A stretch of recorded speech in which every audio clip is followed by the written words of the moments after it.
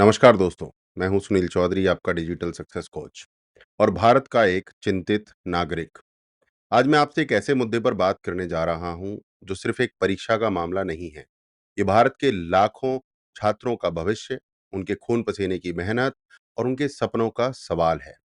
दोस्तों, इस समय पूरे देश के लाखों स्टूडेंट्स और टीचर्स गुस्से में हैं, बेचैन हैं, रो रहे हैं, माता-पिता रो रहे हैं। सवाल सीधा है, क्या भारत के युवाओं की मेहनत और उम्मीदें इस तरह सड़कों पर घसीटी जाएंगी? एसएससी यानी स्टाफ सिलेक्शन कमीशन, वो संस्था जिस पर करोड़ों युवा भरोसा करते हैं, वही संस्था अब सिलेक्शन कमीशन कम, स्कैम कमीशन ज्यादा लग रही है। असल खेल कहां से शुरू हुआ? पहले एसएससी की एग्जाम्स टीसीएस जैसी कंपनी कंडक्ट करती थी। सिस्टम परफेक्ट नहीं था, पर मैनेजेबल था। स्टूडेंट्स को बहुत बड़ी शिकायत नहीं होती थी। लेकिन इस बार क्या हुआ?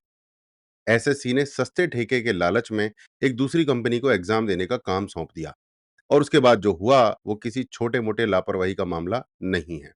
ये एक 3 लाख करोड़ रुपए का घोटाला है। कैसे हुई गड़बड़ी? स्टूडेंट्स ने अपने शहर चुने थे, पर एग्जाम सेंटर्स 500-600 किलोमीटर दूर कर दिए गए। बिहार के बच्चों को अंडमान भेज दिया गया, केरला के बच्चों को हरियाणा भेज दिया गया, हिमाचल वालों को राजस्थान पहुंचा दिया गया। बच्चे जैसे तैसे पहुंचे, ट्रेन पकड़ी, होटल में रुके, खर्चा किया, और फिर सुनाया गया कि एग्जाम कैंसिल हो गया क्योंकि पेपर लीक हो गया। जहां एग्जाम हुआ वहां हालात कैटल शेड जैसे थे। मैरिज हॉल्स, पुराने गोडाउन्स, टेंट हाउसेज, न बिजली, न पानी, न वॉशरूम। ऊपर शादी का बैंड बज रहा था, नीचे बच्चे कंप्यूटर पर एग्जाम दे रहे थे। कंप्यूटर्स बार बार freeze, mouse dead, keyboard prehistoric, answer submit नहीं हो रहे थे। इन्विजिलेटर्स, अरे भाई, कई जगह ऐसे लोगों को इन्विजिलेटर बना दिया गया जहां जिन्हें कुछ दिखता ही नहीं था। कुछ जगह इंस्टाग्राम रील्स बनाने वाले नजर बन गए एग्जाम के रक्षक। एब्यूज तक की खबरें सामने आईं, स्टूडेंट्स को मारा पीटा गया, और icing on the cake, exam paper में गलत सवाल। स्टूडेंट्स ने सोचा सबको मार्क्स मिलेंगे, पर एसएससी ने सवाल ही हटा दिया। टाइम वेस्ट हुआ, पर स्टूडेंट्स को कुछ नहीं मिला। अब सवाल यह है, जब सिस्टम इतना करप्ट और केयरलेस हो, तो मेहनती स्टूडेंट्स का फ्यूचर कहां जाएगा? आज यूथ का भरोसा टूट रहा है, और ये सबसे खतरनाक है, क्योंकि जब जब एक देश का युवा ही बिलीव करना छोड़ देता है, तो मेहनत से क्या मिलेगा? तो असल में हारा सिर्फ स्टूडेंट नहीं है, पूरा देश हारता है।